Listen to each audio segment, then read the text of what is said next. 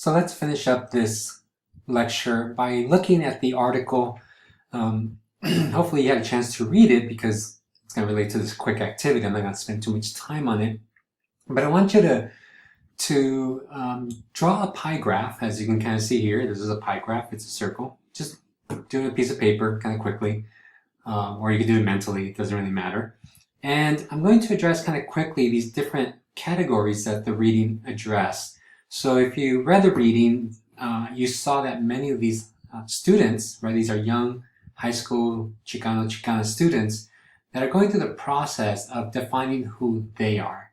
And we see that these categories tend to be fairly important to their identity, some more than others.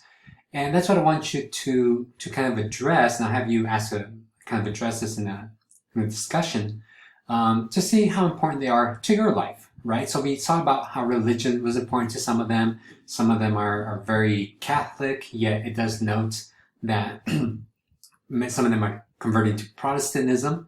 But being Mexican American, you know, La Virgen de Guadalupe and Jesus and all that good stuff is definitely part of our identity more than it is religion, right? It's just, and the reading highlights this, is that it becomes kind of a common sense. It's just who we are. You know, we all have La Virgen de Guadalupe somewhere. Maybe you have it in your house somewhere, right, displayed. So it's just not so much religious because, you know, you're constantly praying to it or something, but it's just something that we have because part of our culture. It also talks about community, about how community, for some groups, it's more important than others. When it comes to community, a lot of times it becomes much more important when you leave that community because now you reflect on where you grew up. But many of us kind of come out of certain neighborhoods, such as maybe you're from Maryville and you're very proud of being from that particular community. Or maybe you're from East Los Angeles, that is the mecca of Chicana history, right? So once you leave, you become much more proud of that community. Today, I mean, East LA is going through gentrification, and a lot of people are kind of angry about that, right? A lot of Mexican Americans are angry about that because it feels like their one community is being overrun by, you know, these yuppies that are moving in with money. Another important category is sexuality. Again, this might be more important to some people than others. If you're heterosexual, you probably don't think about it that much. If you're, you know, some of these other sexual identities, you know, LGBTQ community, then definitely you're going to think about these issues more than somebody who's heterosexual. Gender, male and female. The reading does a very interesting job addressing this issue. Definitely women are perceived in a particular lens in Mexican American community. However, it does note about how Mexican men also feel the pressure of gender identity, right? Maybe not so much as women do as a form of oppression, but definitely as a form of living up to certain expectations for Mexican men, right? That your job is to provide, and that's really the only thing that you have to do.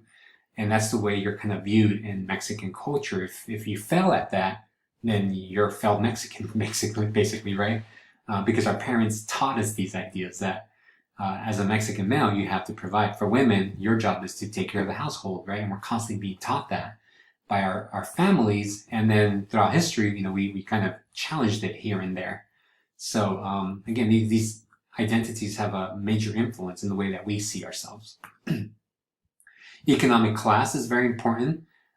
For many of us, we see, we see class as something temporary, which is why many of us are in college, right? The hope is that we're going to move up socioeconomic classes. You know, I'm going to move to the suburbs. We're going to move to more or less the middle class and have the American dream. You know, this is something that we don't think about that much, as the reading kind of highlighted, but definitely plays a role in some people's lives. And then probably the most important one is race. And the reading talked about how race becomes very important to many of us. And definitely, as I already mentioned, right, these historical experiences that we go through kind of shape the way we look at race. And you know, we'll have that discussion in a minute as a class in a discussion board addressing how, you know, how important, if you had to draw a pie graph, how important will these categories be to you? You know, would sexuality be 50% of your pie here, or would it be 1%, right? Is race only 1%, or is it 75%? So again, that's your judgment, and you're going to explain how you identify. And this is mine. You can see the different categories that I have. You know, race being probably one of the most significant ones. Class, economic class, obviously being another important one. Just to give you a quick background, you know, I grew up in Los Angeles in Pacoima. If you ever watched the movie La Bamba, and you know, just sat there through that film, you see that Richie Valens grew up in Pacoima, and that was my neighborhood. You know, it's hasn't changed much. Still kind of bad neighborhood. But nevertheless, you know, it definitely kind of shaped the way I looked at the world. You know, we were always poor, and you kind of look at the world through that lens, and you definitely want to overcome it. But a lot of times there's certain obstacles there, and eventually I left and moved to a better community, and definitely changed my perspective. Another kind of major category you could see maybe about 25% is gender. Not so much because I'm a man, but more so because I do a lot of research on women's history. So I touch on feminism and those type of things, and it's just something that interests me. And this is why I think it's so important to my identity, because I find it intriguing, at least the subject matter and the research, and kind of helps me look at the world through a different lens. They have sexuality, community, not that important to me though. Like I said, I am very proud to be from Pacoima now that I left. You know, I live over here in the suburbs. And then lastly, religion. You know, I like to joke that I'm Catholic, but I'm Mexican Catholic. That, you know, which means I only go to church twice a year. You know, Christmas and maybe Easter if I'm lucky. And after that, you know, after I go to mass, I go get some menudo, right? So I want you to do the same thing. I want you to draw a pie graph, and I'm going to ask you a few questions on the discussion board about how you identify, and have you all have a group discussion. All right. So let's conclude this whole lecture for this week. We see how identity is definitely created through power. So what do I mean by this? Well, one, yes, you know, you can identify yourself however you want. You know, you could call yourself, I don't know, a table if you want, right? So that's how you identify. But understand that at the end of the day, somebody else is identifying you too. They're putting you in a box, and it's shaped by these other entities that have happened throughout time.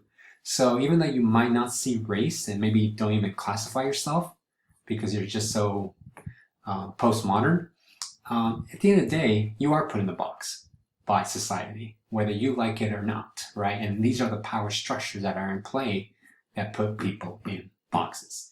It would be ideal if we didn't, but the reality is that people are put into boxes, right?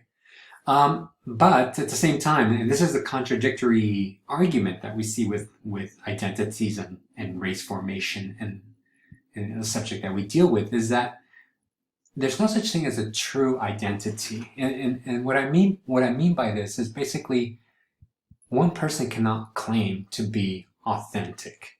So I cannot claim to be the person who defines what is Chicana identity.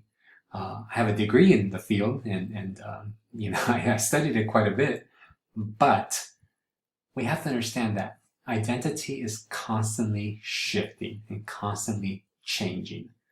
So even though some people might claim certain identities, such as, oh, I'm Mexican, and because my parents are Mexican, and I'm proud of being from Mexico, or I'm proud for my parents being from Mexico, and so forth. That's great, but understand that your identity is nowhere near what your parents' identity is. And if you were to ask your parents, how do you see me? They'll probably say, ni un pelo de mexicano tienes, right? Because, you know, you're not their type of Mexican. You know, they're the true Mexicans, and you're like some fake offshoot of that, which is why we have Chicano studies. And again, we'll talk about these things as we move forward. But understand that, these things are never set in stone. They're always changing. Sorry if I burst your bubble there. And like I said a minute ago, identities are, they're shifting and they contradict each other. They're multiple at times, depending where I'm at. I use certain terminology. So when I'm out here in the burbs, somebody asks me, what I am or whatever, I'd say Mexican American. When I'm in college campuses or maybe a conference, they ask me the same question. I say, well, I'm Chicano, right? If I were to travel, travel across the ocean, and they asked me, what are you? When I was in Italy, they thought I was Italian. I'm like, oh no, I'm Latino. And the reason why I use that word is because had I said Chicano or Mexican American, they would have said, what the hell is that, right? I've never heard such terms. So, there are multiple identities that we use. And like I said, they often contradict each other. So it just depends on circumstances. So yes, define yourself. And that's great that you define yourself one way, but understand that your identity constantly shifts.